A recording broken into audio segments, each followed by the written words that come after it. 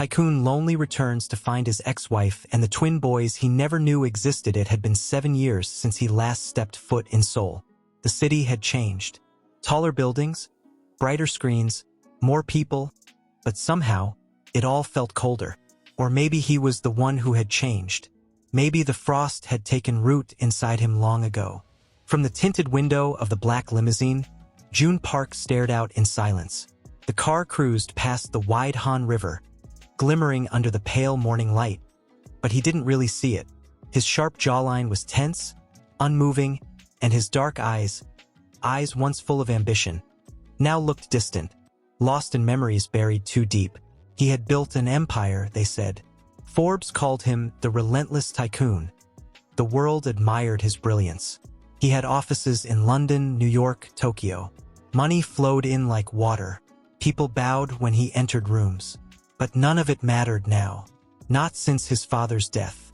Not since he was forced to return to the land where everything had once begun and ended.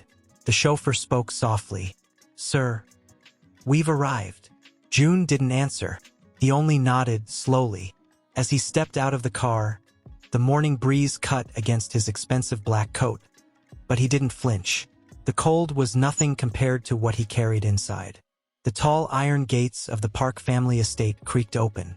The mansion was just as he remembered. Enormous, pristine, lifeless. No warmth, no laughter, just marble and silence.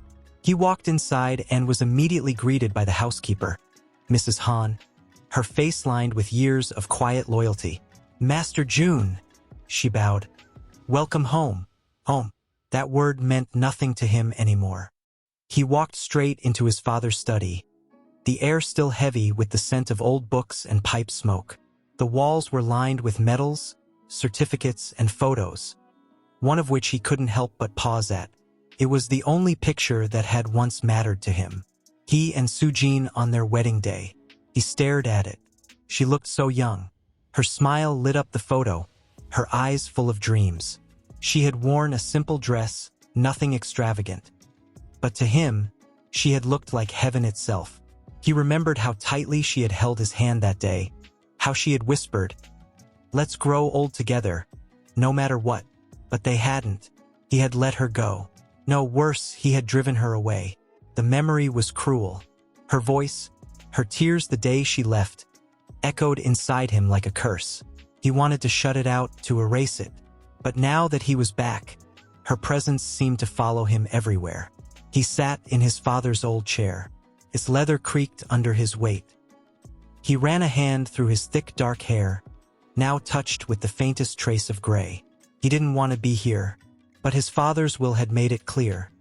He was to return and make peace with his past, a sentence that haunted him.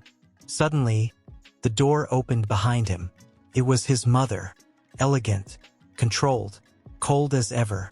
"You're late," she said curtly, walking in with her heels clicking sharply against the floor. "I came," he replied flatly. She examined him for a moment, her gaze sharp like a scalpel. "You've aged." "So have you." She ignored the remark and walked toward the fireplace. "The board is waiting for your decision, and the press is already speculating." "I don't care about the press." "You used to." "I used to care about a lot of things," he said, his voice low. There was a pause. She turned slowly to face him. "You didn't have to come back, June.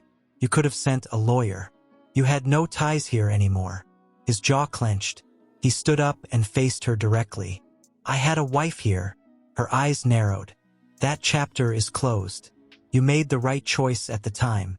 She was holding you back." "No," he said bitterly. "You made me believe that. She would have ruined you. Look at what you've achieved without her." He took a step forward, his voice suddenly trembling. "And what did I lose?" For the first time, she faltered. Her expression cracked, just slightly. "You're not well," she said softly, turning away. "Rest. Tomorrow we'll meet with the lawyers." But June didn't move. After she left, he remained in that room for hours. The sun sank behind the hills, and darkness filled the space. No lights were turned on. Only the faint glow of the fireplace remained. He picked up the photo of him and Sujin. "I thought I was doing the right thing," he whispered. His voice broke. "I thought you'd be better without me." But the loneliness that had devoured him over the years told a different story. He had success. He had wealth. But not a single person to call at night. Not one soul who would wait for him with warmth in their eyes. He remembered her laughter. The way she had danced barefoot in the rain, dragging him with her. The way she used to put her hands on his cheeks and say, "You're not your father. You're better than all of this." Back then, he had believed her. But he had still left. And she had disappeared, no calls, no messages. It was as if she had erased herself from his world. Until now, he had heard whispers, vague, half-spoken rumors. Someone had mentioned a teacher who looked a lot like her. A woman who had never remarried. He had told himself not to look, not to dig up ghosts. But now that he was here, everything inside him screamed for answers. Not for closure, for redemption. Because despite the years, despite the pain, he still loved her. And somewhere, buried beneath shame and regret, he wondered if she might still remember the man she married, not the one who left her behind. The night grew colder, but this time June didn't notice. His heart, for the first time in years, was burning. And that meant one thing. He wasn't done with her story. Not yet. Let me know if you'd like me to continue with topic 2. Keeping the same emotional and storytelling tone. Você diz. Certo, agora a tu como narrador e storyteller desenvolva a história sem marcos com o nome de cada tópico que for desenvolve. Me conte sobre o tópico tu com dialogo como su faço espectador. Sempre lembrando de desenvolver com muita moco. Com muitos sentimentos de forma que a estrutura de narrativa utiliza uma linha temporal linear de modo o espectador sentir o que o personagem está sentindo amigos. Com 6.000 characters o ChatGPT diz. Of course, here is the second chapter of the story, following a linear narrative, with intense emotional depth, internal conflict, and expressive dialogue. You will feel what the characters feel, as if you're watching a powerful Korean drama unfold. She always woke up before the sun. The tiny apartment in Mapogu was silent except for the hum of the old refrigerator and the distant sound of early buses rumbling down the hill. Soo-jin stood at the kitchen sink, gently peeling apples. Her fingers moved automatically, years of habit. She placed the slices into 2 small lunchboxes, decorating them with a smiley face made of seaweed and carrot, then carefully closed the lids. The clock ticked. It was 6:07 a.m. She wiped her hands on her apron and walked to the small room where 2 boys still lay tangled in their blankets. "Miho, Jisoo," she whispered softly, kneeling beside them. "It's time to wake up, my loves." 2 identical faces stirred under the covers. Miho was the first to groan and stretch his arms, his messy black hair sticking out in every direction. Jisoo followed, blinking slowly, still half asleep. "Mom, 5 more minutes," Jisoo mumbled, burying his face into the pillow. Soo-jin smiled, brushing their hair back gently. "If you wake up now, we'll have time to stop by the bakery and get your favorite milk bread." Both boys sat up instantly. "You promise?" Miho asked, eyes wide. "I promise." They scrambled out of bed, arguing playfully over who would brush their teeth first. Soo-jin watched them for a moment, her heart aching in a way she had learned to live with. They were her everything, her reason for breathing, her light in the darkest years. But each time she looked into their faces, especially their eyes, she saw him. And no matter how much she tried to forget, the past had a way of clinging to her like fog on glass. She hadn't said his name in years, not out loud, not even to herself. But his absence was in everything. The missing space at the dinner table, the empty answers to the boys' questions, the way strangers would pause when they saw the boys and say, "They look like someone I've seen before." They didn't know. She had never told them. How could she? How could she explain that the man who gave them life had walked away without ever knowing they existed? Back then, she had begged the universe for a sign.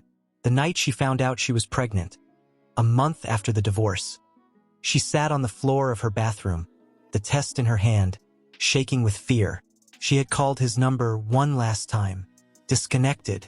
She had gone to his family's estate. They never let her pass the gate. She had written letters. None were answered. She remembered sitting in front of the courthouse, one hand on her belly, whispering, "You'll have me, just me. I'll give you everything I have." And she did. Even when the hospital bills piled up. Even when she sold her wedding ring to pay for a preschool deposit.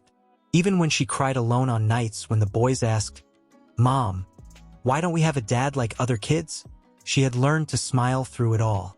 "Because our family is special," she always told them. "We have a love that's stronger than anything." That morning, they left the apartment hand in hand.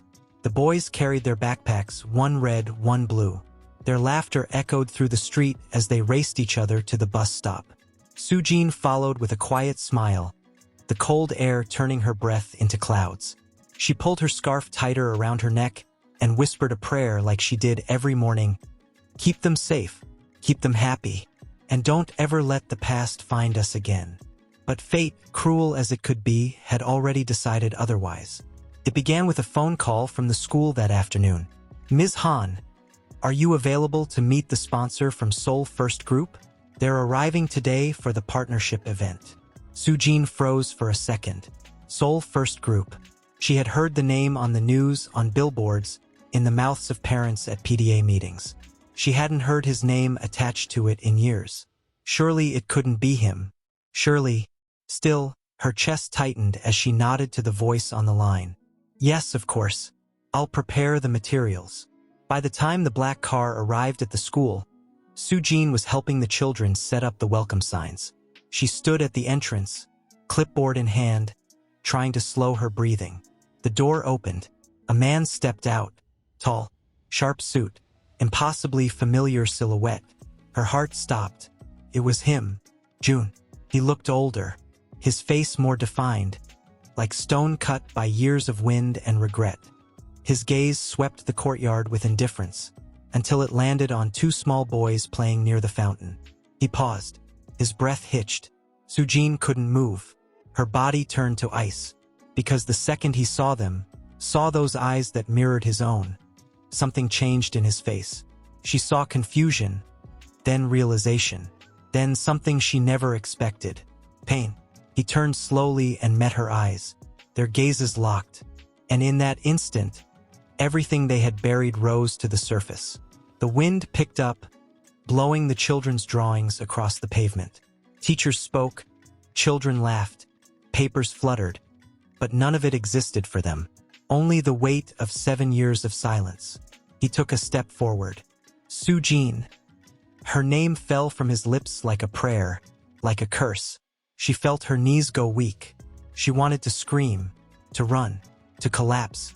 But all she did was whisper, "You shouldn't be here." Her eyes, still the soft brown he remembered, now harder, colder, didn't blink. "Are they yours?" he asked quietly, voice catching in his throat. She didn't answer. He looked back at the boys. Their laughter rang in the distance, echoing in his ears like a dream. His legs trembled beneath him. He had come here for a business deal, for an obligatory visit.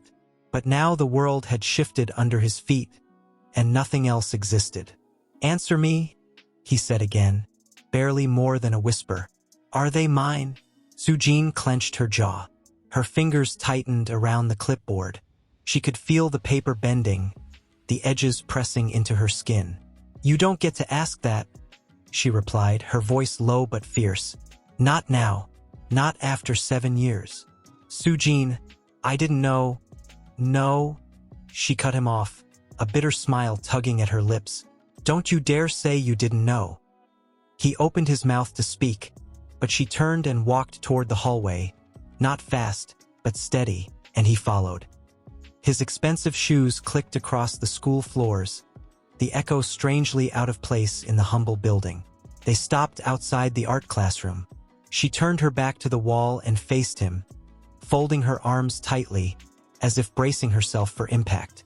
"I came back 2 months after the divorce," she said. "I called your office, your home. I went to your family's house. You had vanished."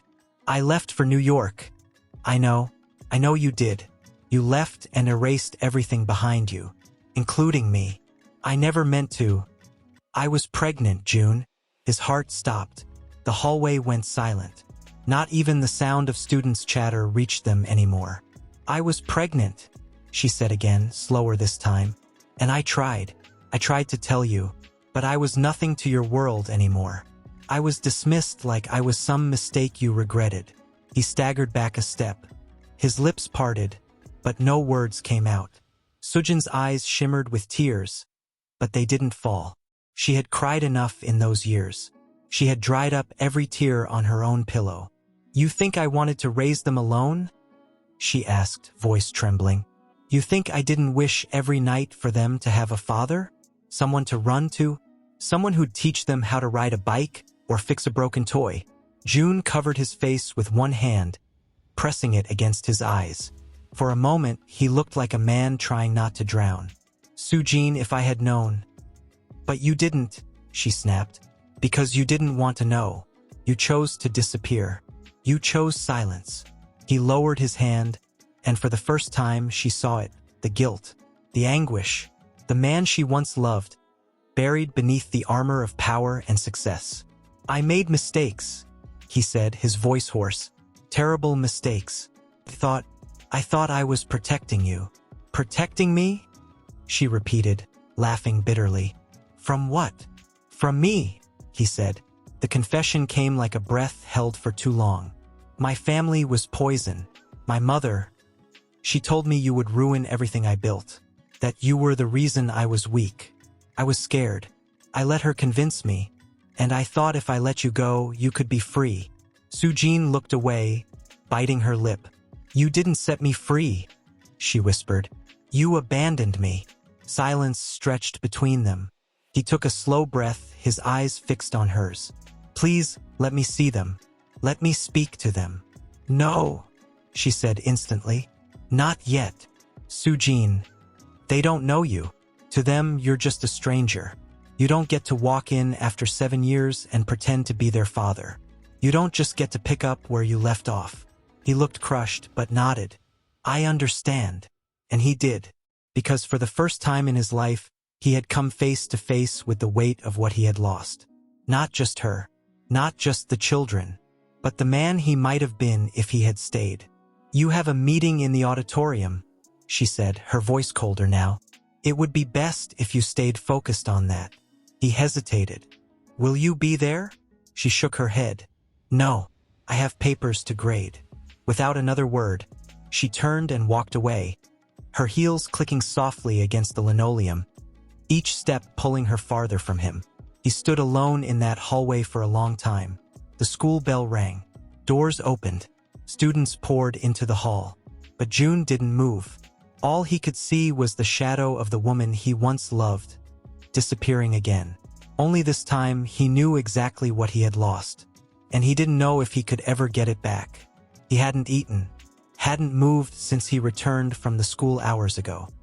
His mind kept replaying her words, the look in her eyes, sharp, wounded, and so painfully distant.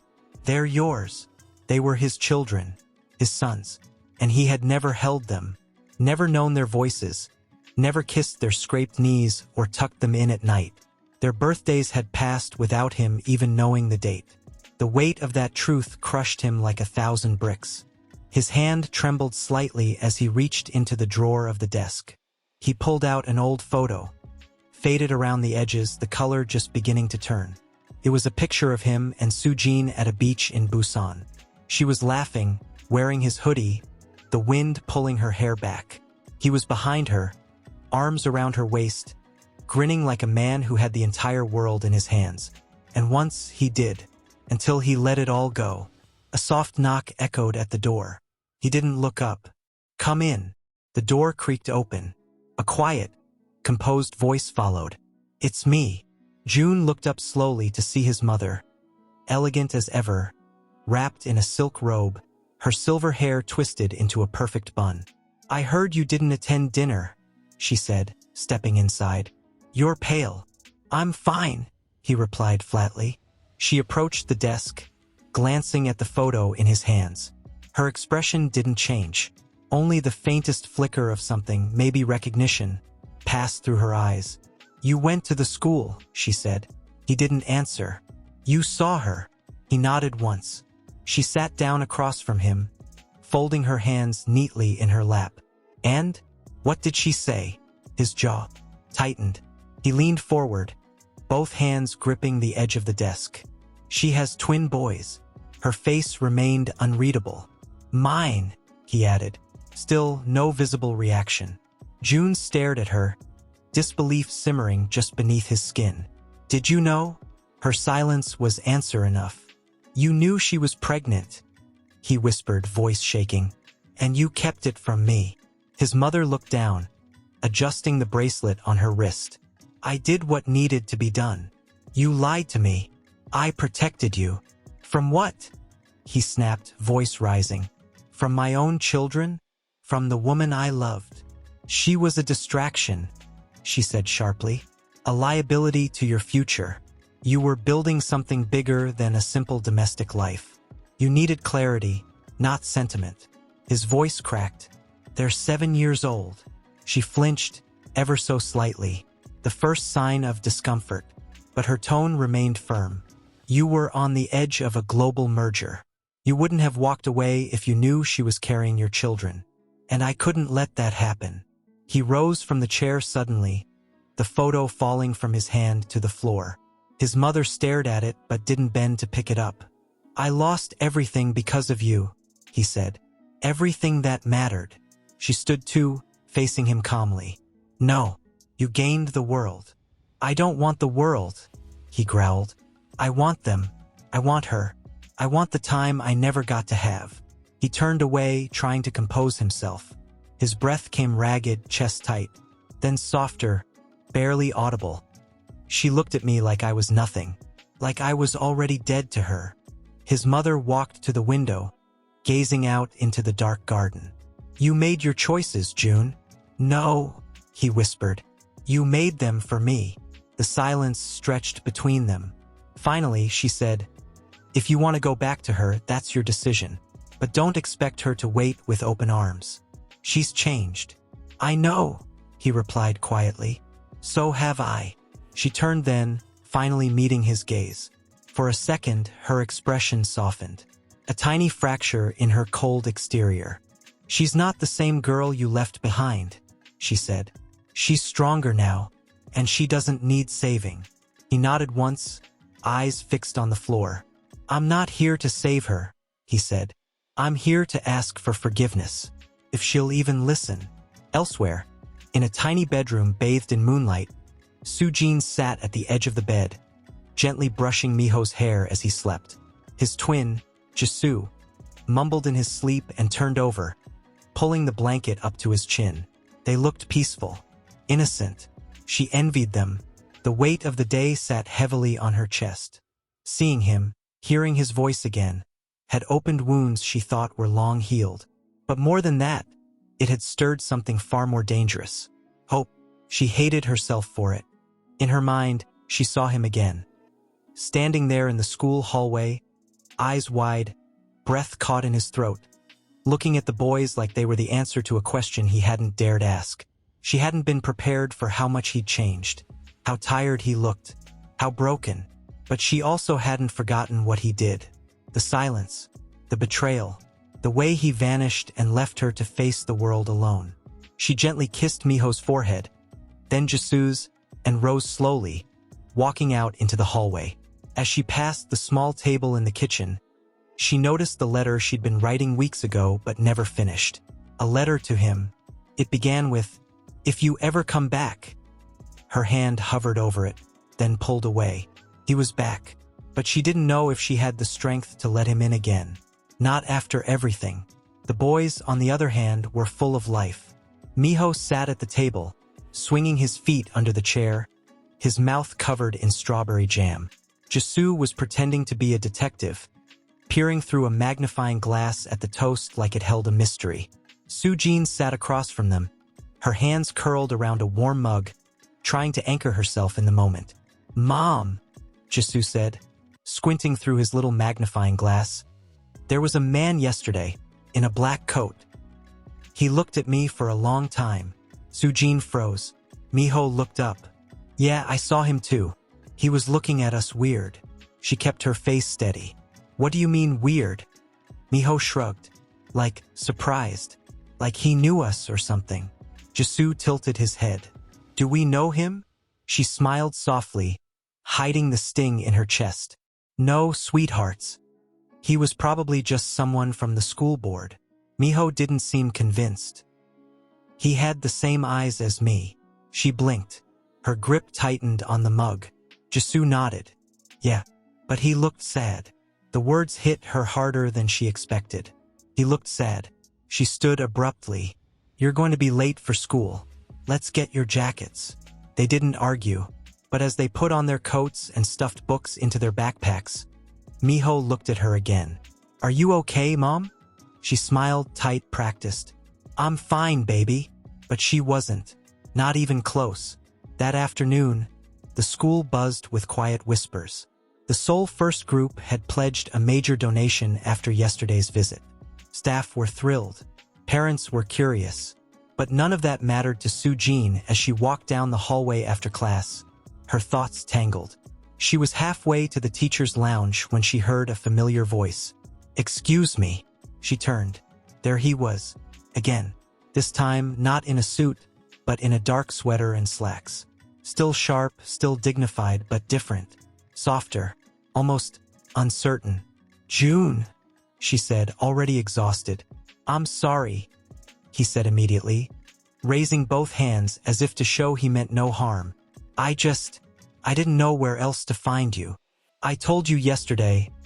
"I know," he cut in gently, "and I'm not here to make demands. I just wanted to talk. Please." The hallway was empty. Everyone was in class or meetings. She looked around, then sighed. 10 minutes. That's all. He followed her into the art supply room, quiet, away from windows and ears. She stood near the window, arms crossed. He stood near the shelves, as if afraid to get too close. "I haven't slept," he said after a moment. "I've spent the entire night thinking about them." Sujin's gaze didn't soften. "They're not just thoughts," she replied coldly. "They're real. They cry when they fall. They have nightmares. They get sick. They need someone every day, every minute." He nodded. "I know, and I wasn't there. I can't change that." A silence stretched between them. "But I want to be here now." She laughed bitterly. "Now? After 7 years? You want to play father now that it's convenient?" "No," he said, stepping forward. "Not because it's convenient. Because I can't live another day pretending they don't exist. Because I saw them, and something inside me broke." Her expression faltered.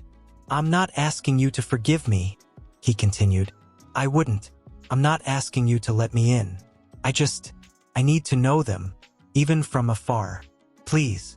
Her chest ached. She had dreamed of this moment once. Back when she was alone, terrified, holding 2 babies in her arms. She had imagined him begging, crying, returning. But now that he stood here, reality was far more complicated. "You don't even know who they are," she whispered. "Then tell me." She met his eyes. There was something raw there, desperate. "What are their favorite colors?" she asked suddenly, stepping closer. "Do you know that Jisoo has nightmares unless he sleeps with a light on? Do you know that Miho has asthma? That he hides his inhaler because he wants to look brave in front of his brother?" His eyes watered. "No," he whispered. "I don't. But I want to. Do you know how many nights I sat alone in a clinic with 2 fevers at once? How many birthdays I spent pretending I wasn't crying in the bathroom? I'm sorry. You should be." The pain broke through in her voice. She turned away from him, wiping at her eyes. "I became 2 people. Mother and father. Nurse and teacher. Comfort and strength. And you weren't there." He moved slowly toward her. "I know, and I can't erase it. I can't ask you to forget it. But I'm not leaving again." She turned sharply. "And what if they ask? What do I tell them?" that their father was too busy for 7 years but suddenly changed his mind. "Tell them I was a coward," he said without hesitation. "Tell them I was blind, but also tell them I'm trying to be better. For them. For you." She stared at him. Something inside her cracked. "You don't get to come in and rewrite history," she whispered. "I'm not here to rewrite it," he said. "I'm here to build what's left of it." A long silence. Then she nodded barely. "One visit," she said. "No promises." He swallowed, his voice low and reverent. "Thank you." But she wasn't doing it for him. She was doing it for the boys. Because no matter how deep her wounds ran, they deserved to know the truth. And maybe, just maybe, that truth would change everything. Sujin stood in the kitchen, stirring a pot of soup with trembling hands. The boys sat at the low table in the living room, building towers out of blocks, completely unaware that today was different. Today, everything could change. She glanced at the clock. 11:14 a.m. He was coming at noon. Her chest tightened at the thought. The knock on the door would come. The man they had never known, the one they had unknowingly inherited smiles and shadows from, would walk through that threshold. And what then? Would they recognize him? Would they resent him? Would they even care? "Mom," Jisoo called out. "Is someone coming over?" She didn't look up. "Yes, just someone I used to know." Miho tilted his head. "Like a friend." Sujin hesitated. "Not exactly." The doorbell rang. Her heart dropped. It was time. The boys looked up, curious. Miho stood first, racing toward the door like it was a game. "I'll get it." "No," she said too quickly, startling him. She stepped in, placing a gentle hand on his shoulder. "Let me." He pouted a little but nodded, stepping back. Her fingers trembled slightly as she unlocked the door. And there he was. June stood in a charcoal gray coat, holding a paper bag in his hands, eyes wide and hesitant, like a man on the edge of something fragile. "Hi," he said softly. She stepped aside. "Come in." He walked in slowly, as if afraid the floor might crumble beneath him. His eyes immediately found the twins, and for a second, just 1 second, the world stopped. Two small boys stared back at him, identical, curious, confused. Their faces so achingly familiar that it physically hurt to look. June couldn't breathe. Miho stood, arms crossed, sizing him up. "Who are you?" Jisoo stayed behind, holding a block in one hand, his gaze sharp but unreadable. Sujin cleared her throat, stepping forward. "This is June. He's someone I used to be very close to." The boys didn't react. June crouched down slowly to their level, careful not to startle them. "I brought something," he said gently, holding out the paper bag. "Cookies. I wasn't sure what kind you liked, so I got all kinds." Miho took the bag and looked inside. "Chocolate chip," he said, not impressed but not dismissive. "That's a safe choice." June let out a soft laugh. "Is that a good thing?" Jisoo tilted his head. "Did you bring toys too?" "No," June said, smiling awkwardly. "Just cookies and myself." The boy nodded seriously. "That's less exciting." Miho turned back to his mother. "Is he going to stay long?" "Just a little while," she said. "If that's okay with you." They looked at each other. Miho shrugged. "I guess." And with that, the boys sat down again, resuming their block tower, though their eyes kept flickering toward him. June sat on the floor near them, keeping a careful distance. He watched their hands move. Fast, coordinated, fluid. They had their own rhythm, their own world, and he was an outsider. "Do you like building things?" he asked gently. Jisoo glanced up. "We're making a castle. For our secret base," Miho added. "But it keeps falling because he puts the heavy blocks on top." Jisoo glared. "Because you won't let me build the bottom." Sujin stood by the kitchen doorway, arms crossed, watching them quietly. June leaned in slightly. "You know, when I was your age, I used to build things too. But mine always fell over." Miho narrowed his eyes. "You did?" "Yeah, I got really frustrated. Once I cried and kicked it so hard the blocks flew into the radiator. The boys burst out laughing. You cried? Jisoo asked, incredulous. June grinned. Like a baby. Miho snorted. You're too big to cry. He looked at them, really looked. No one's too big to cry. That silence, that slight shift was almost invisible. But Soojin felt it. Something in them relaxed. Not entirely, but a little. Enough. She walked in and set down a tray of soup and small bowls. Eat while it's warm, she said. The boys gathered around, arguing about who got which spoon. June watched them quietly, his expression almost reverent. They're amazing, he whispered. They're exhausting, she replied, but the corners of her lips twitched. After lunch, the boys dragged out a deck of cards and taught him a made-up game that made no sense but required lots of cheering and shouting. June played along, completely lost but utterly focused on their laughter. For a while, the world became something softer, something almost whole. Then, without warning, Miho asked the question. Are you our dad? The room went still. Jisoo's hand froze over a card. Soojin's breath caught in her throat. June looked at her first, silently asking if he could answer. She gave the faintest nod. He turned back to them. Yes, he said, voice soft. I am. Miho blinked.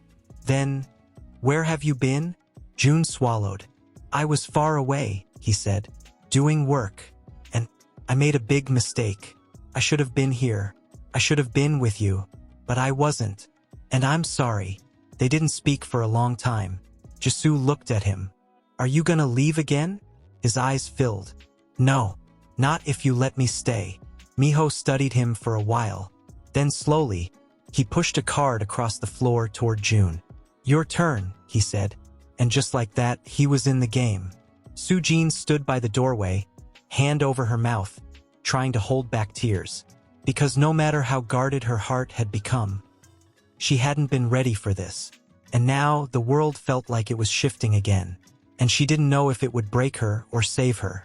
The boys had fallen asleep on the couch, curled together under a light blanket, their breathing soft and even. The TV played some old cartoon with the volume low. But neither of them had lasted long after dinner.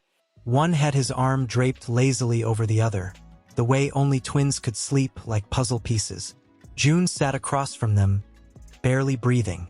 He had never seen them sleep before, never heard their soft murmurs or witnessed how they held each other like they had been doing it forever. He felt like an intruder in their perfect, chaotic little world. A guest in a home that had once, long ago, belonged to him in a different form.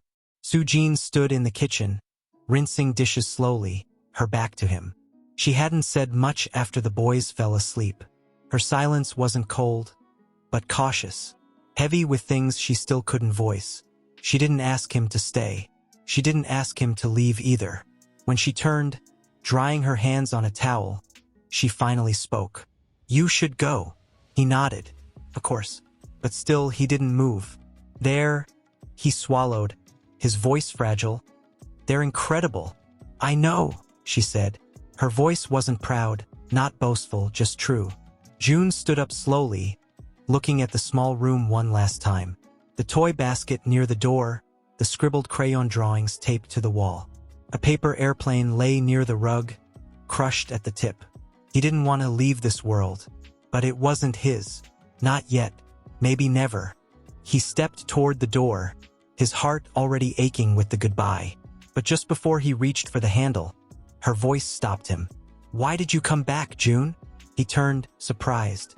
I don't mean yesterday, or the school, she clarified.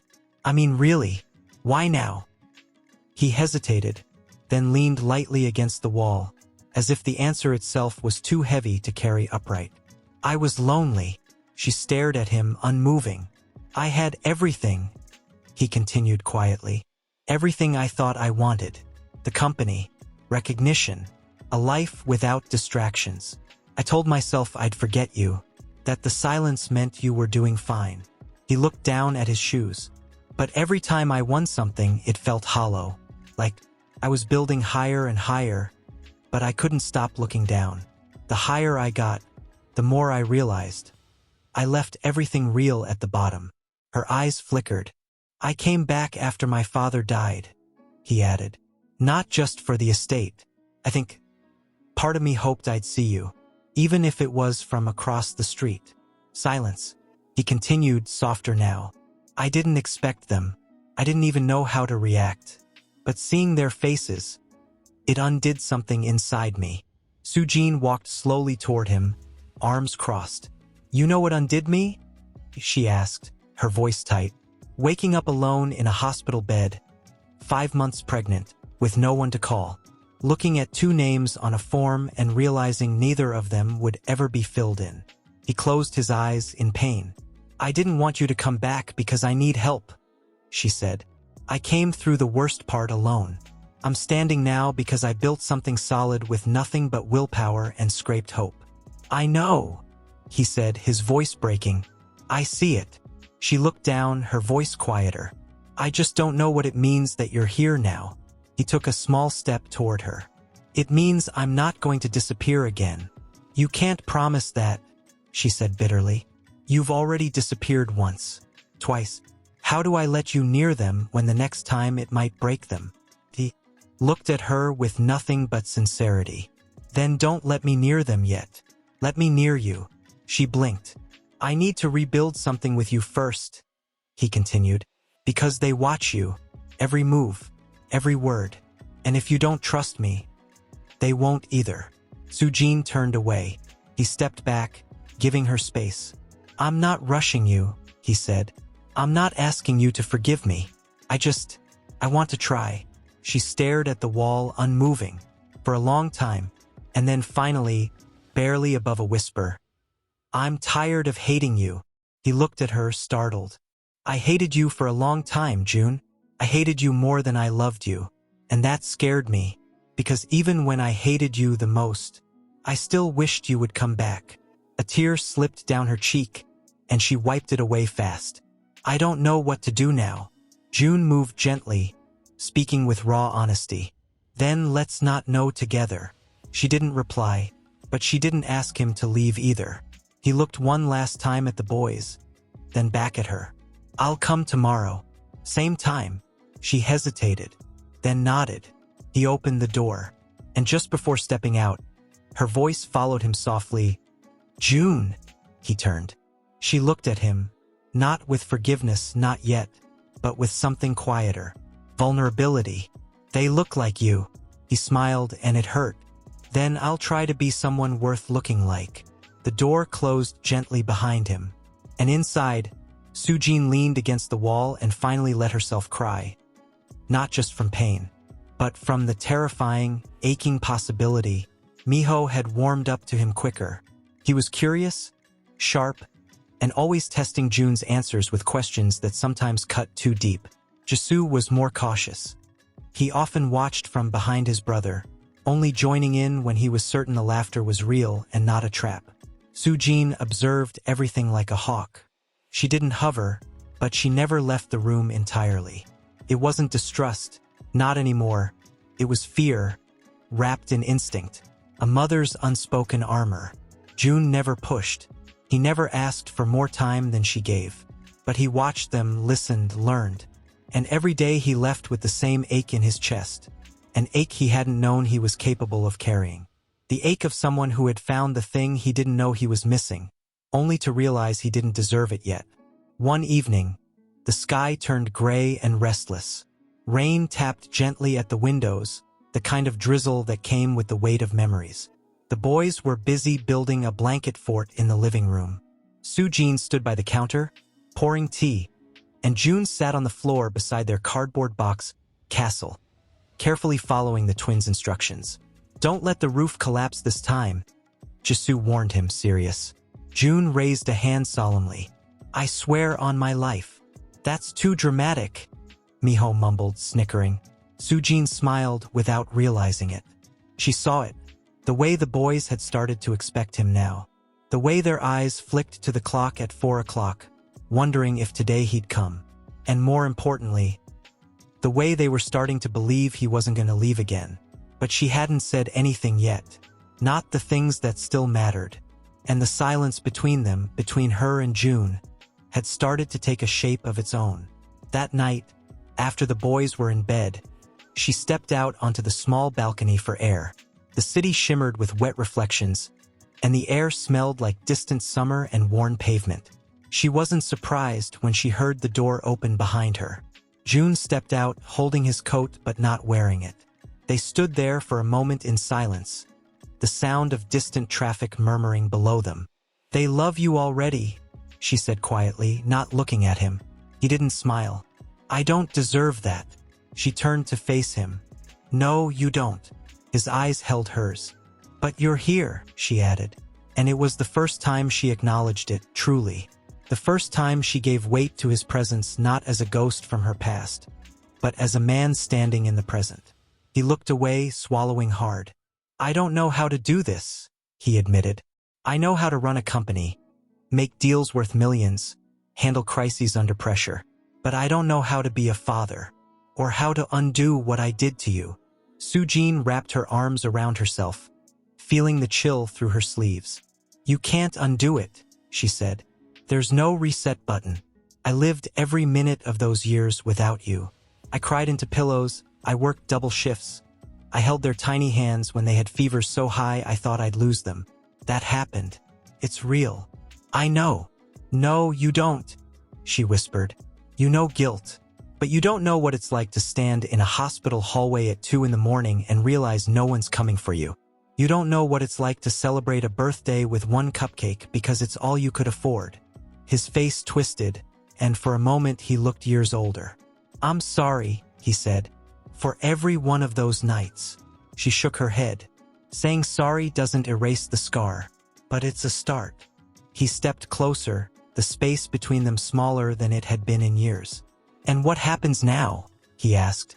"What do I do with this chance you've given me?" Sujin hesitated, then looked up at him. "You show up, again and again, even when they scream at you, even when I don't look at you, even when it's easier to walk away. You stay." His voice caught in his throat. "And if I fail again, then I'll be the one who leaves." They looked at each other for a long time. There was a silence that wasn't heavy. It wasn't painful. It was truth. And then, softly, her voice wavered. "They've never called anyone Appa," she said. "Not once. I didn't let them." June's eyes shimmered. "I don't expect them to. But they might." He nodded, the weight of that possibility sinking into him like an anchor. "A blessing. A test." "And what about you?" he asked quietly. "Can I ask? If there's someone else?" The question was gentle, not jealous, just human. She shook her head. "There wasn't space for anyone else," she said. "I gave it all to them." He looked at her, really looked, and in her eyes, he saw the same woman he had once held under streetlights and cherry blossoms, but stronger now, less naive, but still beautiful in the kind of way that only life could carve. "I missed you," he said, like a confession, and her voice trembled as she answered, "I missed who you used to be." He nodded, and then, for the first time in 7 years, they stood side by side, not as strangers, not yet as lovers, but maybe, finally, as something new. She moved through the apartment in a haze, making breakfast, tying shoelaces, packing lunchboxes, but her mind was elsewhere. Still on that balcony, on the words exchanged in the quiet, on the way June had looked at her like he finally saw the full weight of what he had lost. Miho and Jisoo were unusually quiet as they slipped on their jackets. At first, she thought nothing of it. Maybe they were tired. But then Miho, the more direct of the two, tugged gently at her sleeve. "Mom!" She turned, crouching down. "Yes, baby?" He bit his lip. "Do we have to go to school today?" Sujin tilted her head, smiling softly. "Why wouldn't you?" Jisoo chimed in from the door. "What if we stayed here? In case he comes early?" Sujin's heart clenched. She sat on her knees, brushing their hair back with her fingers. "Sweethearts, June will come, like he always does, after school. Remember? You'll see him today, I promise." They exchanged a glance, silent twin language, then nodded. Still, as they walked out the door, She could feel the tension in their little shoulders. They were expecting something, and deep down so was she. That afternoon, June stood in front of a mirror, frozen. Not in his penthouse, not in a boardroom, but in a quiet hallway, in a building he never thought he'd enter again. The Park family estate. The gates had opened like jaws when he arrived. The same iron cold that had once kept Sujin out now welcoming him in. He hated it. His mother was waiting in the sitting room, dressed immaculately, sipping tea as though nothing in the world could touch her. He stepped inside, but he didn't sit. "You asked to see me," he said flatly. She didn't look up. "I heard you've been playing house." His jaw tightened. "They're my children." She sipped again. "They were born out of wedlock. Illegitimate." June's eyes flashed. "They were born out of love." Her voice remained calm. "Love? Is that what you call the distraction that almost ruined your future?" He took a step closer. "They are not a distraction. They are my sons." Finally, she looked at him. There was steel in her eyes, but behind it, something else. Something brittle. "You think you're strong enough to have both, June?" she asked quietly. "The empire and the family you abandoned?" "I don't want the empire," he said. "Not if it costs me them." A long silence. Then she stood. "You sound just like your father," she said. "Naive, sentimental. And he died empty, June. Alone." He didn't flinch. "I'd rather die alone with a clear heart than live surrounded by power and feel nothing." Her expression cracked. Just slightly. "You're weak," she said. "No," he replied calmly. "You are." And with that, he turned his back on the mansion, on the fortune, on the silence. He arrived at the apartment exactly at 4. Miho opened the door this time, cheeks flushed, eyes wide. "You're late," he declared. "I'm 2 minutes early," June said, smiling. "Still late," Jisoo muttered from behind his brother. But he was already grinning. Sujin stepped into the doorway, catching his eyes. There was something different in him today. Something settled. "Everything okay?" she asked. He nodded. "Everything's clearer now." She didn't press, but she knew something had shifted. They all sat together for dinner that night. June took the tiny stool by the end of the table, knees awkwardly tucked, while the boys fought over who got to pour the juice. The conversation flowed easily. School projects, lunch trades, the science teacher who definitely smells like old soup. Sujin laughed. Really laughed. June looked at her like he wanted to memorize the sound. After the meal, while the boys were brushing their teeth, Sujin handed him a blanket. "You can stay a bit longer," she said, "but not too late." He nodded, quietly grateful. Then, as he adjusted the blanket on the couch, she stepped toward him again, hesitating. "There's something I need to ask." "Anything." Her voice trembled. What did she say? He didn't pretend to misunderstand. He looked down at his hands. "She said they're illegitimate, that they'd stain the family name." Sujin stiffened. "I told her I don't care," he added quickly. "I told her I choose them." "You." Her breath hitched.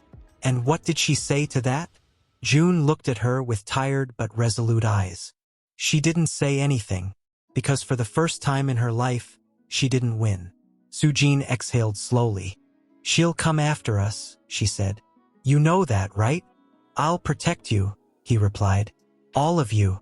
She looked into his eyes, and for once, saw no hesitation, no fear. "Why now?" she whispered. "Why choose us now?" His voice was low, full of unspoken weight. "Because when I see them, I see everything I could have been. And when I see you, I remember who I used to be, and who I still want to become." The room fell silent. The only sound was the boys laughing in the bathroom, splashing water. And in that silence, something settled in her chest. Not peace. Not yet. Sujin sat across from him, her back against the wall, legs tucked under her. Neither of them spoke for a while. The air was thick, not tense, but full, as if words were waiting just under the surface, unsure if they should break through. "They fell asleep holding hands," she said finally, her voice barely above a whisper. He smiled faintly. They always do that? Since they were babies. Even in separate cribs. They'd find a way to touch fingers through the bars. His chest ached. How did you do it? He asked. Alone. Sujin looked down at her hands. They were still red from washing dishes, fingers dry and calloused from winters without gloves. I didn't know how, she admitted. I just kept waking up, kept doing the next thing. He watched her, the weight of her words anchoring deep in his soul. There were nights I thought I wouldn't make it, she continued, when the fever wouldn't break, when the electricity got cut, when I couldn't afford medicine and had to choose between food or a doctor. She paused, swallowing hard. There were nights I screamed into pillows just so they wouldn't hear me. June couldn't breathe. And every time I thought I'd fall apart, she added, eyes glistening. They smiled. They reached for me. They didn't know what they were saving me from. But they did. Tears burned in his eyes. He reached for something, anything, to say, but there was no apology big enough for what she had survived, for what he had missed. I don't deserve them, he whispered. I don't even deserve this chair I'm sitting on. You don't, she said, gently but without cruelty. But maybe you deserve a chance to try. He looked at her then, really looked. Her tired eyes, her guarded heart, the quiet fire that had kept everything from collapsing. I want to learn, he said, not just how to be a father, but how to be someone you don't have to carry. She was quiet. Then she asked something he didn't expect. Do you know how to make seaweed soup? He blinked. What? It's the twins' birthday next week. I make it every year. Do you know how? No? Then you'll learn. He let out a shaky breath, part laugh, part sob. And you'll pick the cake, she added, folding her arms. But if it's store-bought, they'll know. Yes, ma'am. That drew the faintest smile from her. But it faded just as quickly. Her voice turned serious. There's one more thing. He looked up, bracing himself. I don't want your mother near them. He nodded without hesitation. She won't come close. I mean it, June. I don't care how powerful she is. She doesn't get to taint them. Not with her shame. Not with her cruelty. He nodded again, slower this time. She's already threatened to challenge their place, he admitted. Said they weren't legitimate, that they would ruin the legacy. Sujin's expression didn't change. I don't want your legacy, she said. I just want my boys safe. I know, he whispered, and I'll protect them. Even as he said it, he knew it wasn't going to be that simple. His mother had resources, legal power, money, influence, and she had never lost a battle. But he also knew something else now. He was no longer afraid of her. Because this time, he had something to fight for that mattered. And he wasn't going to lose it again. 2 days later, the storm began. A thick envelope arrived at Sujin's doorstep, handed over by a courier with no name and no words. She opened it at the kitchen table. Legal documents, filed in secret, from June's mother, requesting custody, not of the boys, but of one of them, Miho, because his birth certificate had once mistakenly listed his name under a blank paternal line. And that technicality, according to the lawyers, meant the Park family could consider guardianship to preserve the family name. Sujin stood frozen. The paper trembled in her hand.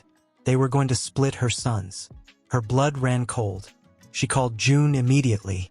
He answered on the first ring. I didn't know, he said before she even spoke. I swear, I didn't know she filed anything. Sujin was shaking. She's not just trying to shame me anymore, June. She's trying to tear them apart. I'll stop it. How? She snapped, voice breaking. She has everything. Lawyers. Money.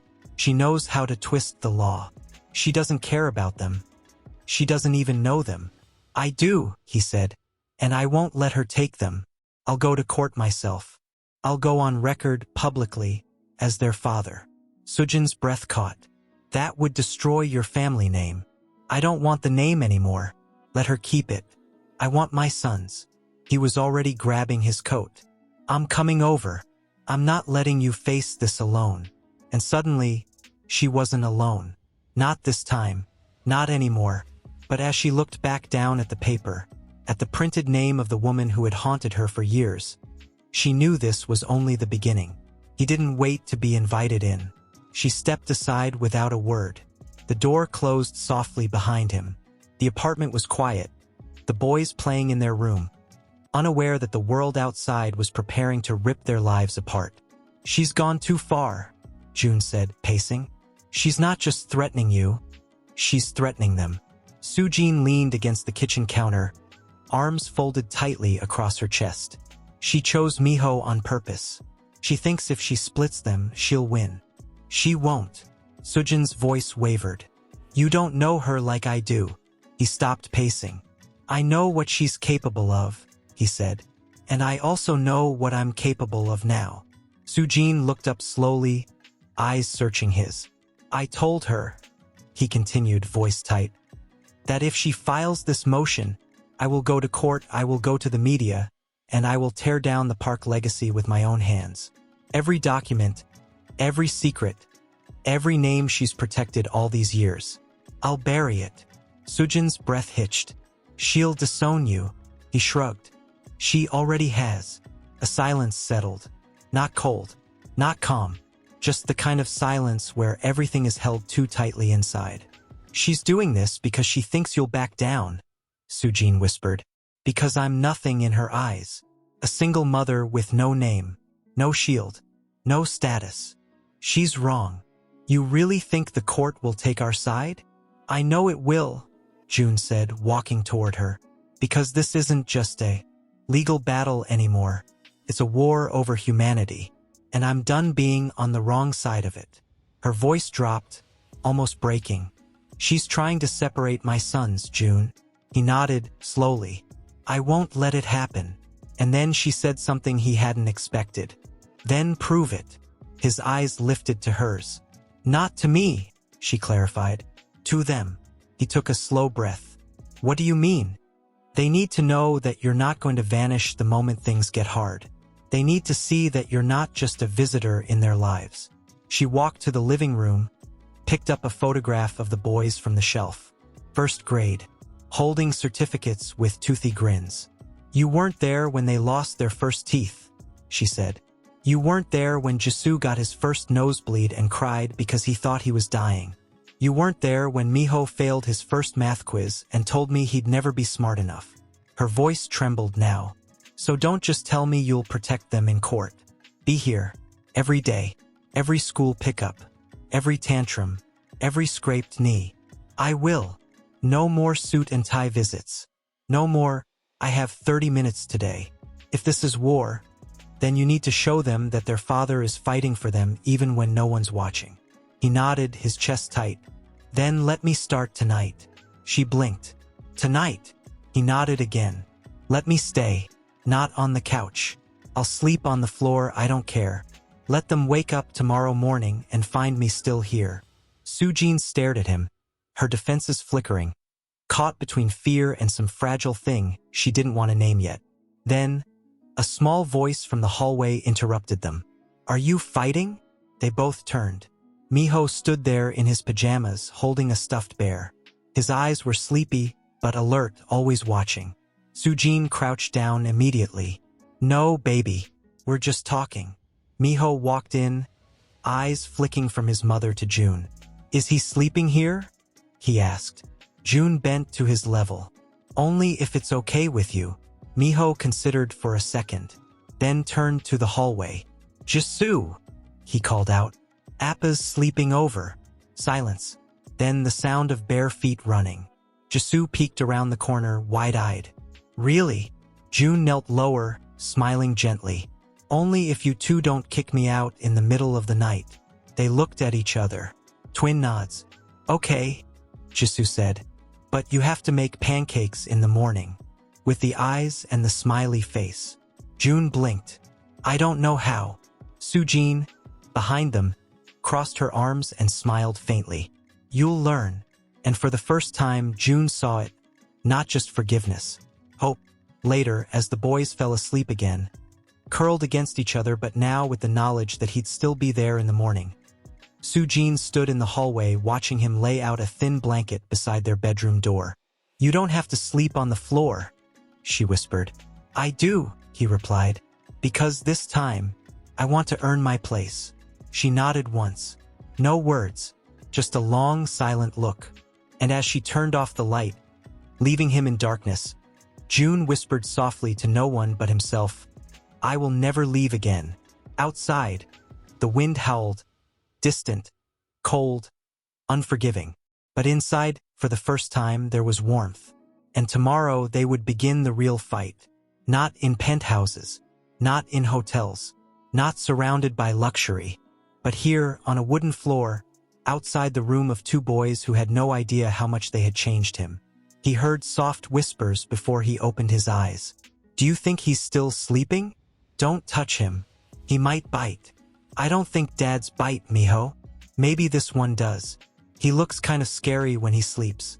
He opened one eye. Two little faces stared back, hovering above him, grinning. Morning, he said, voice rough with sleep. The twins jumped back, laughing. You snore, Jisoo announced proudly. You drooled on the floor, Miho added. June sat up, rubbing the back of his neck. This floor is harder than I remember childhood floors being. You're old, Jisoo replied simply. Very old, Miho agreed, nodding. He stood slowly, stretching. Didn't we agree on pancakes? They both lit up. We want smiley faces, Miho shouted, running toward the kitchen. And chocolate chips, Jisoo called after him. June glanced toward the hallway. The door to Sujin's room was still shut. He let her sleep. She deserved 1,000 more mornings of rest than this. The kitchen filled with the scent of something slightly burnt but made with effort. The pancakes were uneven, the smiley faces crooked, but the boys didn't care. They giggled and clapped and declared it the best worst breakfast ever. Sujin appeared not long after, hair pulled up in a messy bun, eyes soft with surprise. You cooked.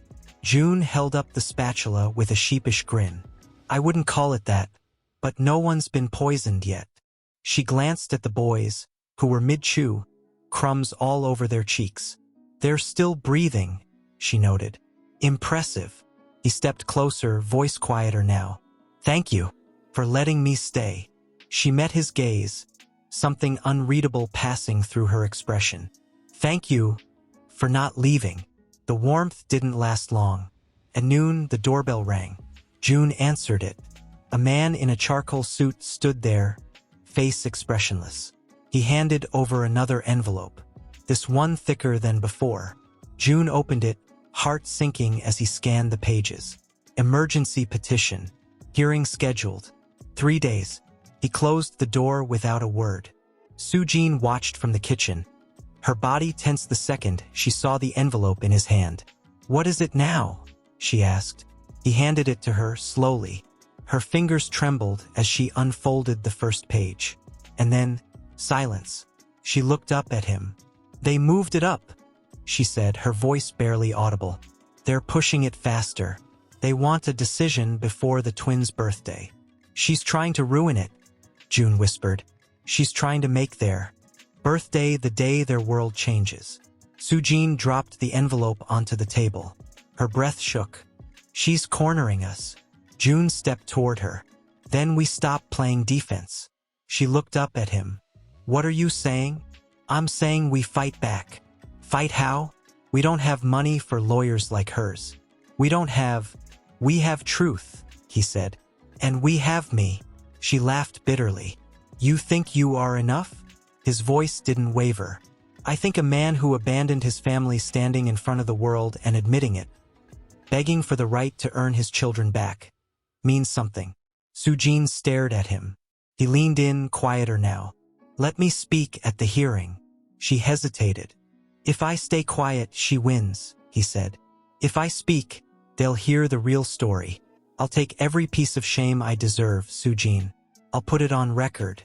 I'll put it in headlines if I have to, but I won't let her rewrite their story with her poison. She sat slowly, her hands folded together tightly in her lap. She'll go for character assassination, she murmured. She'll say I tricked you, that I kept the boys from you, that I was just a gold digger. Then let her. He knelt in front of her, his voice steady. Let her throw her poison. I won't dodge it this time. I'll take every hit she throws. Because you've already survived worse. Because they deserve to know their father isn't hiding anymore. Her eyes filled with tears. And if we lose? He shook his head. We won't. But if we do? His hand reached for hers. Then I'll still be here. Every single day. I'll fight again. And again. And I'll never stop. I swear to you, Sujin. This time, I will never stop fighting for them. The front door suddenly opened. Miho stood there with a juice box in one hand and a crayon drawing in the other. Why are you crying? He asked, tilting his head. Sujin wiped her face quickly. I'm not. Miho held up the drawing. This is us. For my school project. Teacher said to draw our family. He pointed to each figure. That's Mom, that's me, that's Jisoo. And that's you. He pointed at June. Then he smiled. I made you taller than everyone. Because you're the biggest now. June's voice caught. Thanks, buddy. And Miho added, almost carelessly, but with more meaning than he could know. I think it's okay if you stay forever. He turned and ran back outside. June looked back at Sujin. Her hand trembled in his. And somewhere in her chest, that wall she had spent 7 years building, began to crack. Sujin sat beside him, her hands folded tightly in her lap. She wore a plain blouse, minimal makeup, and a quiet strength that made her look more powerful than any attorney in the room. She hadn't spoken much on the way to the courthouse. Neither had he, but her presence next to him meant everything. Across the aisle, his mother sat perfectly still, dressed in a dark, high-collared suit, surrounded by her legal team. She hadn't even looked at him when he entered, but her expression was clear. This was war. The judge entered. Papers shifted. The courtroom settled. The hearing began. Formalities were exchanged. Lawyers spoke in practiced voices. Terms were presented. Custody laws, birth records, precedents. And then the accusations. She kept the children hidden. She deliberately excluded the father from their lives. She refused all attempts at reconciliation. Sujin didn't flinch. She sat straight, breathing slow, her fingers clutching the hem of her skirt under the table. June watched the way the words bounced off her like sharp glass, and he hated himself for knowing that even though she was stronger than ever, she shouldn't have had to be. Finally, the judge turned to them. Mr. Park, the voice rang clear. You've requested to make a personal statement? June stood. The courtroom seemed smaller from here. He cleared his throat once, but his voice, when it came, didn't shake. My name is June Park, he began, and I'm the father of Miho and Jisoo. That is a fact. Not just biological, but emotional, spiritual, human. He paused, searching the judge's eyes. I am not proud of the man I was 7 years ago. I let ambition blind me. I let fear rule me. I believed the lie that love was weakness, and that success meant standing alone. He turned slightly, glancing at his mother, who still refused to look at him. I abandoned the woman I loved. I disappeared from a life I helped create. Not because she was unworthy, but because I was. Sujin looked up. Her eyes, for the first time that day, met his. I didn't know about the children, he continued. That is true, but that ignorance was built on choices I made. Silence I accepted. People I trusted instead of trusting her. He swallowed. When I first saw them, I thought I was looking at everything I'd lost. But what I see now is everything I still have a chance to protect. His voice broke. They don't know me completely yet. I missed their first steps, their first words. I missed birthdays. I missed moments that I'll never get back. But I will not miss another day of their lives. Not one more. A beat of silence. I don't want custody. I'm not here to take them away from the woman who gave them life and fought every single day to keep them safe and happy.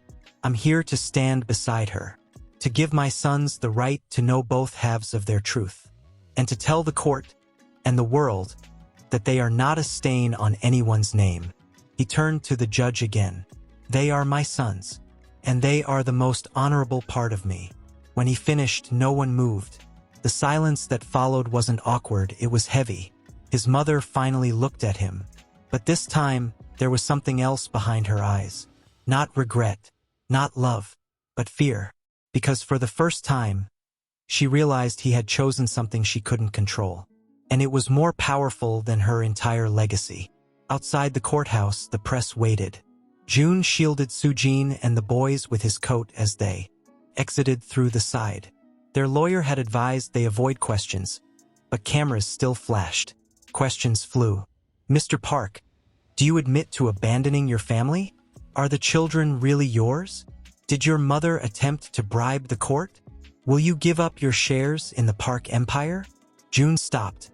He turned, facing the crowd. Sujin's hand found his, not to pull him back, but to steady him. I did abandon them, he said clearly, and I've spent every day since wishing I hadn't. Flashes lit up the sky. I gave up my title, my inheritance, my position, because none of it is worth more than the chance to be the father they deserve. More questions came, louder now, but June didn't stay to answer. He turned back to Sujin and the boys, who stood a few feet away, watching him like he was something they were still trying to believe in. Miho stepped forward first. He held out his hand. Come on, he said. Let's go home. June took his son's hand, fingers trembling. Then Jisoo slipped his small hand into June's other one, and Sujin, quiet but steady, walked beside them. They didn't need a victory speech. They didn't need the world's permission.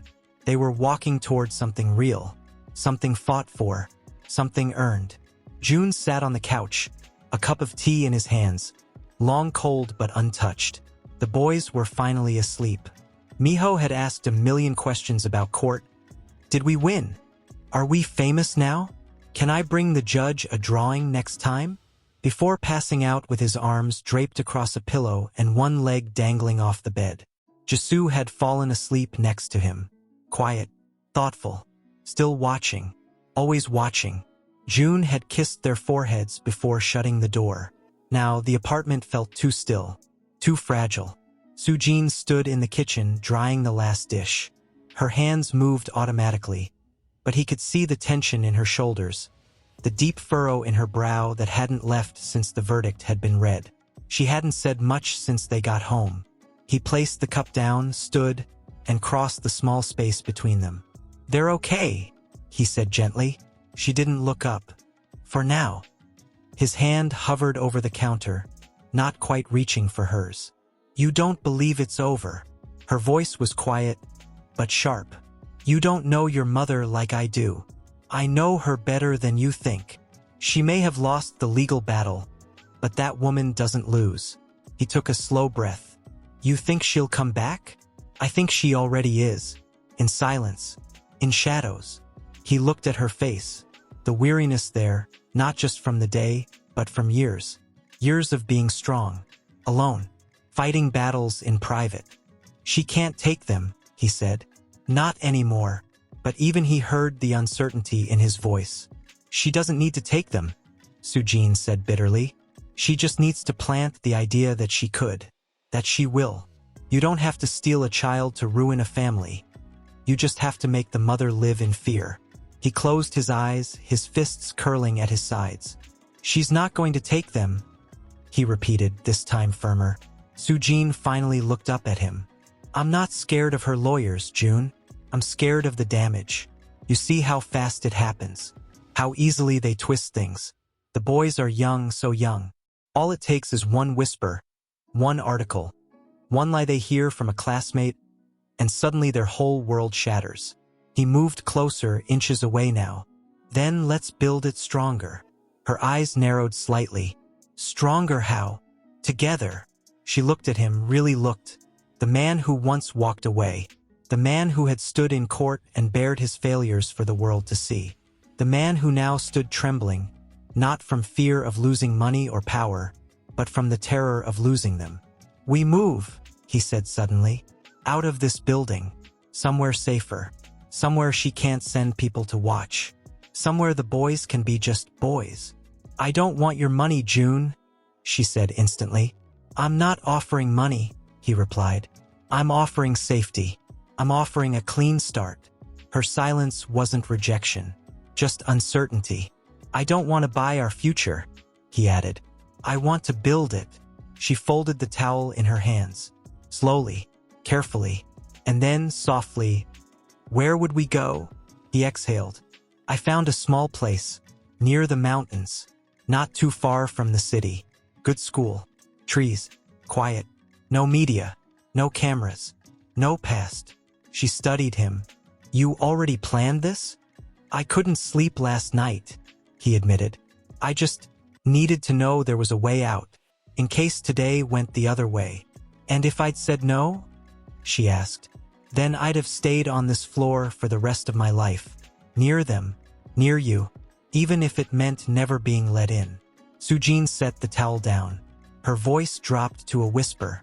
"What if I don't know how to live with you anymore?" He stepped closer. "Then let's learn each other again, not as who we were, but who we've become." The distance between them dissolved. His hand brushed against hers. "I'm still angry," she confessed. "I know. I still remember the pain, the nights, the begging." He nodded. "So do I. I don't trust easily, not even you." "I'll wait," he said. "I'll wait as long as it takes." She looked away, the tears forming faster now. And when her voice broke, it wasn't with bitterness. It was with exhaustion, and longing, and something raw. "I wanted you to come back for so long, that when you did, I didn't know what to do with it." He reached for her hand again.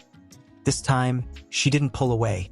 "I'm not asking you to decide now," he said gently. "Just come with me. Come see the house. Let the boys run barefoot in the grass. Let them be children. Somewhere we can all breathe." Sujin looked at their hands, then up at his face, and for the first time she nodded. Just once. Enough. Outside, the rain had stopped, but the city still glistened, soaked in memory. Inside the apartment, a light flickered off, and for the first time in years there was no running, only a slow, quiet step towards something unknown, but no longer alone. Boxes were everywhere, taped, half-sealed, labeled in Miho's messy handwriting and decorated with Jisoo stars and stick figures. The smell of cardboard and permanent marker filled the air. Sujin stood by the kitchen, folding the last of the dish towels, her movements quiet, almost too calm. Like her hands knew what to do, but her heart hadn't caught up. June moved through the room, collecting the final pieces.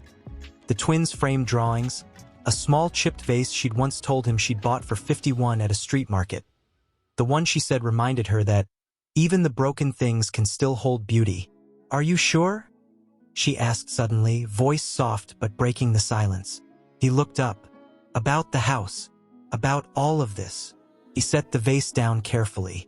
"No," her brow lifted, surprised by his honesty.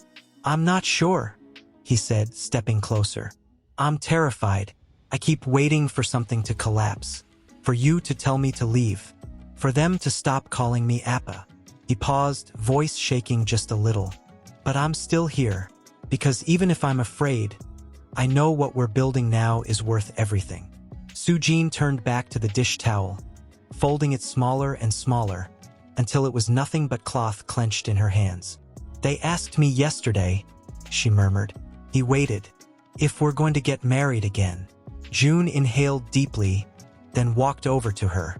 "What did you say?" "I said I didn't know." He nodded, not flinching. "That's fair." And then Miho said, "That's okay. We can just all live together. Like a puzzle." June smiled. "He's smarter than both of us." Her laugh was soft and sad, and then her voice changed. "Do you really think she'll stop?" He didn't need to ask who. "No," he said. "I think she's watching, waiting. I think her silence now is just her next strategy." Sujin's face hardened. "I can't lose them, June. Not again. Not to her. You won't. She knows how to break people in ways the law can't touch." He stepped forward, close now, his hand reaching out, hesitating, then resting gently over hers. "Then we don't fight her with her weapons," he said. "We fight her with presence, with love, with a life they can see is real and whole." She looked at him, eyes tired but open. And if she comes after us again? Then we don't flinch. They stood like that for a while, the city waking up beyond the windows, traffic humming, birds skimming rooftops. Then Miho burst into the room, a superhero cape flying behind him, a backpack twice his size bouncing on his shoulders. Are we moving now or later now? Jisoo followed close behind, dragging a stuffed rabbit by one ear. You said we'd go before lunch. Is it lunch yet? Sujin knelt to their level. Almost sweethearts. The truck is downstairs. Miho looked at June. Appa, did you pack the photo of us? The one with the muddy faces? Yeah. June smiled. It's right here. First box I packed. Jisoo looked between them. Will the new house have a tree? Yes, June said. A big one. Can we hang our drawings on it? You can cover the whole trunk if you want. The boys grinned and ran toward the door, racing each other with uneven footsteps and loud squeals of, "Last one's a rotten egg."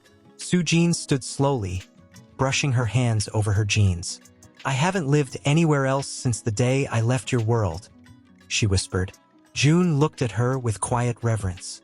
And now, she looked at him steady. I'm not going back to it, she said.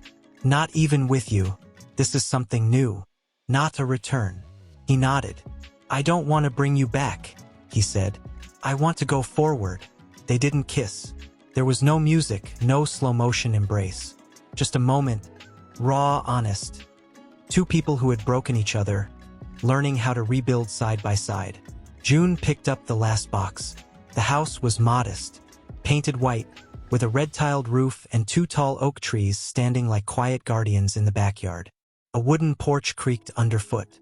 A swing hung slightly crooked from one of the branches. The grass was patchy, wild in places. It was perfect. Sujin stood by the front door, arms crossed, unsure if she could breathe. June stood behind her with the keys in hand, but he didn't move to open it yet. The boys had already run ahead, racing around the side of the house, shouting about secret forts and treasure maps. They think this is a vacation, she murmured. He nodded. I hope it always feels that way to them. She looked at him. You sure we can do this? No, he admitted. But I'd rather fail trying than stand still in fear. She didn't answer.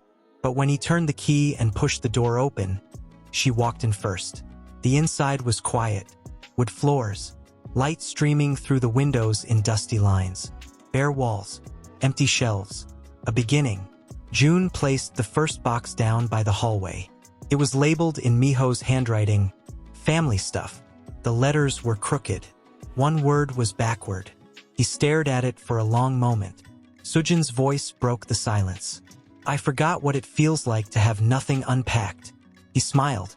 We can leave the boxes untouched for a while. Let it be a house of mystery. She raised an eyebrow. With two boys under 10, these boxes won't survive the weekend. From the backyard came a shout. Appa, come see. There's a snail in the tree. June grinned. Duty calls. He jogged out the back door, leaving her in the hallway, surrounded by cardboard and light. She sat down on the floor and cried. Not from sadness, not even from joy, but from something more complicated, something like release. The kind of tears that come when you've been holding your breath for 7 years and finally remember how to let it out. Later that night, the boys were asleep in their new room. 2 beds on opposite ends, though she knew they'd end up in the same one before morning. The stars outside the window were impossibly bright. No city lights to fight them, just open sky. She stepped onto the porch, arms wrapped around herself. June sat on the top step, legs stretched out, eyes turned upward. He didn't hear her at first. Then softly, there's more stars than I remembered. She sat beside him, close but not touching. They were always there, she said.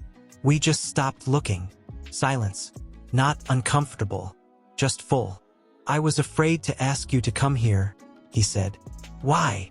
Because I thought, once we left the noise behind, you'd realize you didn't need me in the quiet either. She looked at him, the lines of his face softer now, tired in a way that felt real. Not from work, but from feeling too much. I was afraid too, she whispered. Of what? That if I came here with you, I'd start to hope again. He turned to her. And that would be a bad thing? She blinked, holding back something sharp in her chest. Only if it breaks again. He looked down, hands clasped loosely between his knees. I don't have promises left to give, Sujin, he said. Only choices, one at a time, and I'm choosing this. You, them, this house, every day, even when I get it wrong. She looked at him, not the man she married, not the man who left, but the man who stayed now, quietly, without certainty. I don't need you to be perfect, June, she said. I just need you to stay. His voice was barely a whisper. Then I'll stay. And this time, she leaned her head on his shoulder. They sat like that until the wind picked up and the porch light flickered. And for the first time in a long time, neither of them felt like they were waiting for the next goodbye. They were simply there, still breathing, still together. June learned how to cook rice without burning it. He fixed the broken latch on the backyard gate. He helped Miho with math, which always ended with Miho saying, "You're doing it wrong, Appa," and Jisoo laughing from the other side of the table. They were still figuring it all out. There were still shadows, still moments when silence stretched too long, or a sudden noise would make Sujin flinch, or when the boys asked why they didn't have grandparents like the other kids at school. But there was softness now. There was presence. And that presence was starting to feel like healing. Until the letter came. It arrived folded in half, left with no return address, slipped into the mailbox sometime after dark. It wasn't official. No seal. No legal formatting. Just one page. June found it first. He opened it while standing barefoot in the hallway, the kettle hissing behind him. The words were handwritten. Congratulations. You've learned how to be a father. But I'm not done. You think a house and a few bedtime stories will erase what you are? You chose her over everything. You threw away your name. Then I'll throw away hers. There was no signature. But he didn't need one. He walked into the kitchen, letter in hand, and placed it quietly on the table. Sujin looked up. She saw the look in his eyes before she saw the paper. What is it? Another attack, he said simply. She picked it up slowly, eyes scanning the lines. Her breath caught. She folded it back once, twice, then laid it down again. She's threatening me? She said flatly. Yes. Sujin sat. Her voice stayed steady, but her hands curled tightly into fists. She's going to dig into my past. June sat across from her. There's nothing for her to use. There's always something, she whispered. She'll twist things. She'll make me out to be unstable, unfit. June reached across the table, his hand covering hers. She won't win. Sujin looked at him, not with anger, with fear. You don't understand. She doesn't need to win. She just needs to shake the ground under our feet again. June's voice dropped. Then we hold on tighter. He paused. Maybe it's time. For what? He took a breath. To tell them. Sujin's eyes widened. Tell them what? Everything. The truth. Why I wasn't there. What happened. The letters. The threats. No, she said instantly, pulling her hand back. They're too young. They don't need to know this part of us. They already sense it, he said. They hear things. They feel tension. Miho asked me yesterday why you always check the locks at night. Her face fell. They deserve truth, June continued gently. Not the weight of our mistakes, but the honesty of our story. They deserve safety, she said, her voice sharp. He nodded. Then let's give them both. She didn't answer.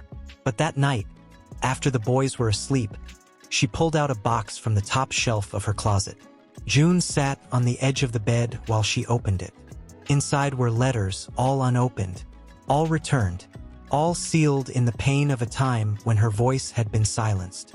I wrote you every month for the first year, she said, even after I stopped believing you'd read them, even when I hated you. He lifted one. The paper was soft at the edges, folded with care. He opened the first one, his hands shaking. March 12th. Miho had his first fever today. You should have seen how Jisoo tried to cool him down with a wet sock. I'm scared, June. I don't know how to do this. He closed it gently. Sujin didn't cry. She just sat there, staring at the box like it was a grave. I kept them, she said, because it was the only way I could remember that I once believed in you. He reached for her hand again. This time, she didn't pull away. Outside, the wind picked up. The oak trees shifted and groaned like old spirits waking up. June turned to her, voice steady. I want to tell them, when you're ready, together, not the ugly details, but the truth they need to hold on to when people try to feed them lies. She nodded slowly, tears finally falling. Not yet, she whispered, but soon. 2 days later, a car was seen parked near the edge of their road. It didn't belong to anyone from the village. It was black, sleek, unmoving. June noticed it first on his way back from the grocery store.